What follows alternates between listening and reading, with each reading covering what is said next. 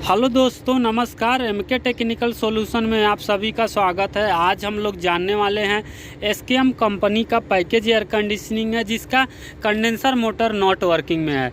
तो इस वीडियो में हम लोग जानेंगे, चेक करने वाले हैं स्टेप बाय स्टेप कि हमारा जो कंडेंसर मोटर है वो ख़राब हो गया है, कि जो हमारा कॉन्टेक्टर है कंडेंसर मोटर का वो ख़राब हो गया है, कि कंडेंसर मोटर जो हमारा है ओवरलोड में ट्रिप हो गया है, या कंडेंसर मोटर का जो कॉन्टेक्टर है उसको कमांड नहीं मिल रहा है। ये सब बातें इस वीडियो में हम लोग जानने वाले हैं और स्टेप बाय स्टेप चेक करने वाले हैं।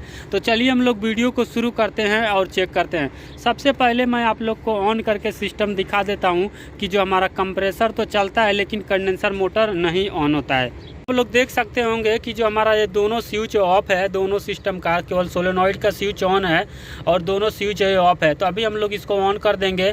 जब हमारा ये टाइम डिले का पूरा हो जाएगा उसी टाइम हमारा जो कंप्रेसर स्टार्ट होता है, लेकिन जो कंप्रेसर ही चलता है और एक उसके बाद हमारा जो कंडेंसर मोटर है वो नहीं चलता है। तो इसको हम लोग फर्स्ट मैं आपको ऑन करके दिखा देता हूँ, उसके बाद हम लोग इसका जो प्रॉब्लम है उसका फाइंड आउट करने वाले हैं। अभी आप लोग देख सकते होंगे कि जो हमारा कंप्रेसर है वो चल रहा है, 18 एम्पियर तक ले रहा है, 19 एम्पियर तक, लेकिन हमारा जो कंडेंसर मोटर है वो नॉट वर्किंग में है। आप लोग देख सकते होंगे। और उसका जो कंडेंसर मोटर का कॉन्टेक्टर है वो भी कैच नहीं है। तो इसका हम लोग फर्स्ट फाइंड आउट करने वाले हैं। पहले मैं कंप्रेसर को ऑफ कर लेता हूँ क्योंकि इसका एम्पियर जास्ती बढ़ रहा है और हाई डिस्चार्ज होके हो सकता है हमारा कंप्रेसर भी ख़राब हो जाएगा, नहीं तो इसका हमारा सिस्टम लीक भी हो सकता है। तो इसको हम पहले ऑफ कर लेंगे, उसके बाद हम लोग इसका प्रॉब्लम चेक करने वाले हैं। तो सबसे पहले हम लोग क्या करेंगे, जो हमारा कंडेंसर मोटर है दोनों अगर नहीं चलता है तो दोनों को कंटिन्यूटी मार के पहले चेक करेंगे कि हमारा कंडेंसर मोटर सही है कि नहीं सही है। अगर कंडेंसर मोटर सही है तो उसके बाद हम लोग दोनों जो कॉन्टेक्टर है उसका कॉइल बोल्ट हम लोग चेक कर लेंगे। पहले उसका जो कॉइल है उसको कॉइल बराबर है कि नहीं, कॉन्टेक्टर का हमारा जो कॉइल है वो सही है कि नहीं। तो सबसे पहले हम लोग कंडेंसर मोटर को चेक कर लेते हैं बारी बारी से कंटिन्यूटी पे।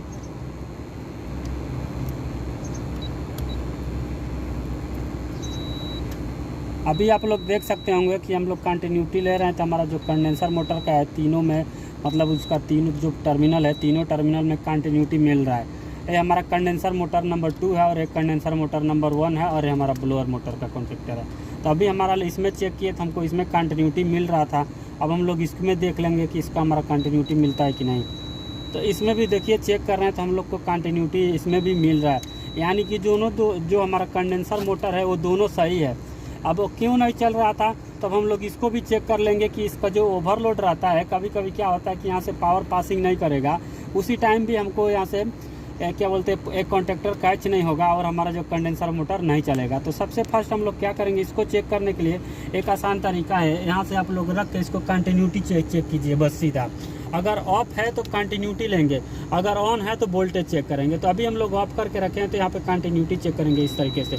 तो देखिए इसमें कंटिन्यूटी चेक कर रहे हैं तो कंटिन्यूटी मिल रहा है, यानी कि जो हमारा कंडेंसर मोटर है वो ओवरलोड में नहीं ट्रिप हुआ है। ओके, अब उसके बाद हम लोग सेम दूसरा कॉन्टेक्टर भी उसको भी चेक कर लेंगे उसी प्रकार से। अगर कंटिन्यूटी नहीं मिलता तो यानी कि हमारा जो कंडेंसर मोटर है ओवरलोड में ट्रिप हो गया है। तो अभी देखिए यानी कि हमारे दोनों कंडेंसर मोटर के इसका जो ओवरलोड है इसमें कंटिन्यूटी भी मिल रहा है। हमारा जो कंडेंसर मोटर का तीनों टर्मिनल है इसमें भी कंटिन्यूटी मिल रहा है, यानी कि हमारा कंडेंसर मोटर भी सही है, इसका ओवरलोड भी ठीक है। अब हम लोग क्या करेंगे कि इसका जो कॉइल बोल्ट का जो यहाँ पे है, एक्चुअली देखिए कॉइल बोल्ट चेक करने के लिए इसका जो केबल निकाल के चेक किया जाए तो वो सबसे बेस्ट है। लेकिन आप लोग को टेम्परेरी चेकअप के लिए आप लोग इस तरीके से भी चेक कर सकते हैं। यहाँ पे आपको उसी टाइम ओम्स बताएगा। आप लोग देख सकते होंगे कि इसमें हमारा 4 ओम्स आ रहा है, यानी कि हमारा जो कॉन्टेक्टर है इसका कॉइल भी सही है। ओके, और इसके बाद हम लोग दूसरा कॉन्टेक्टर का भी कॉइल चेक कर लेंगे एक बार पहले कि हमारा इसका भी कॉइल सही है कि नहीं। अभी देखिए इसको भी चेक कर रहे हैं तो हमको 4.76 ऐसा ओम से आ रहा है, यानी कि जो हमारा कॉन्टेक्टर है इसका ओवरलोड भी सही है और इसका जो कॉइल भी सही है और हमारा कंडेंसर मोटर का बाइंडिंग भी सही है। फिर भी हमारा जो कंडेंसर मोटर का कॉइल है वो कैच नहीं हो रहा था। तो उसका प्रॉब्लम क्या हो सकता है, जो हमारा एक कंप्रेसर का कॉन्टेक्टर है इसको पावर मतलब इसका कॉइल बोल्ट कहाँ से मिलता है, जो हमारा कंप्रेसर का कॉन्टेक्टर है उसका एनो से होके जाता है। जब हमारा कंप्रेसर चलेगा उसी टाइम कंडेंसर मोटर चलना चाहिए। तो जो इसका पावर हमारा कहाँ से जाता है, उसका एनसी से जाएगा, मतलब एनओ से, सॉरी जो कंप्रेसर का कॉन्टेक्टर है उसका एनओ से पावर जाता है हमारा कंडेंसर मोटर के लिए। तो उसका एनो कौन सा है, एनो यहाँ पे देख सकते होंगे कि जो हमारा ऑक्सिलरी रिले लगाया है यहाँ पे साइड में, यही हमारा इसमें 2 ऑप्शन है, एनो भी है और एनसी भी है।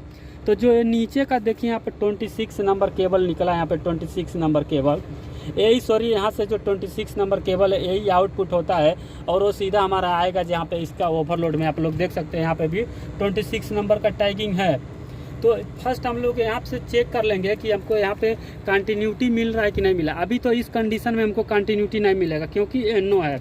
जब हमारा कंप्रेसर कैच होता है उस टाइम हम लोग चेक करेंगे कि हमको यहाँ से वोल्टेज पास हो रहा है कि नहीं हो रहा है। अगर यहाँ से वोल्टेज नहीं पास हो रहा है तो यानी कि जो हमारा ऑक्सिलरी रिले है ये रिले ख़राब हो गया है। अगर यहाँ से वोल्टेज पास हुआ उसके बाद भी हमारा जो कॉइल बोल्ट अगर यहाँ से नहीं पकड़ता है, कैच नहीं होता है, तो यानी हो सकता है हमारा जो ओवरलोड है, ओवरलोड कंटिन्यूटी तो बता रहा है लेकिन यहाँ से पावर पास नहीं कर रहा है। तो सबसे फर्स्ट हम लोग एक बार ऑन करेंगे, ऑन करने के बाद हम लोग चेक करेंगे कि इसमें से पावर हमको पासिंग मिल रहा है कि नहीं मिल रहा है। तो अभी देख सकते होंगे कि जो हमारा कंप्रेसर है स्टार्ट हुआ है, 20 एम्पियर ले रहा है। तभी हम लोग इसका फर्स्ट वोल्टेज चेक कर लेंगे कि हमारा जो पावर पास हो रहा है कि नहीं हो रहा है।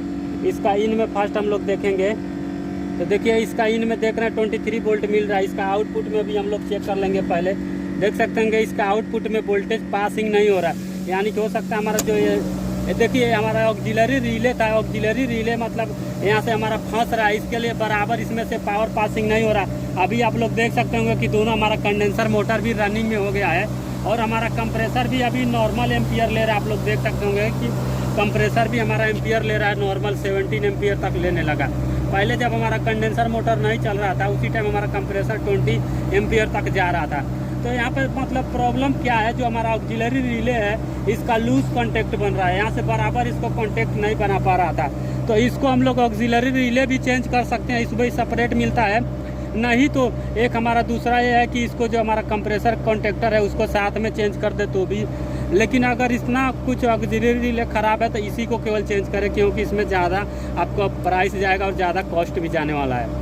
ओके, तो यानी कि जो हमारा प्रॉब्लम था वह यहाँ पे केवल ऑक्सिलरी रिले में था। तो अभी हम लोग केवल चेक कर लेंगे कि जो हमारा कंडेंसर मोटर है वो कितना एम्पियर ले रहा है, नॉर्मल एम्पियर है कि नहीं। तो अभी देख सकते होंगे कि हमारा जो कंडेंसर मोटर 2 है 3.7 एम्पियर ले रहा है और कंडेंसर मोटर 1 को भी हम लोग चेक कर लेंगे। पहले कंडेंसर मोटर 1 भी हमारा देख सकते हैं 3.6 एम्पियर ले रहा है, यानी कि हमारा सिस्टम है जो नॉर्मली वर्किंग में, केवल प्रॉब्लम हमारा जो था वो ऑक्सिलरी रिले में था। ओके दोस्तों, तो अगर आप लोग को इस वीडियो में कुछ भी डाउट लगा है तो कमेंट करके मुझे पूछ सकते हैं। तो आशा करता हूं दोस्तों ये वीडियो आपको पसंद आई होगी। वीडियो अच्छी लगे तो लाइक और सब्सक्राइब करें और ज़्यादा से ज़्यादा शेयर करें। वीडियो को अंत तक देखने के लिए बहुत बहुत धन्यवाद। आपका दिन शुभ हो।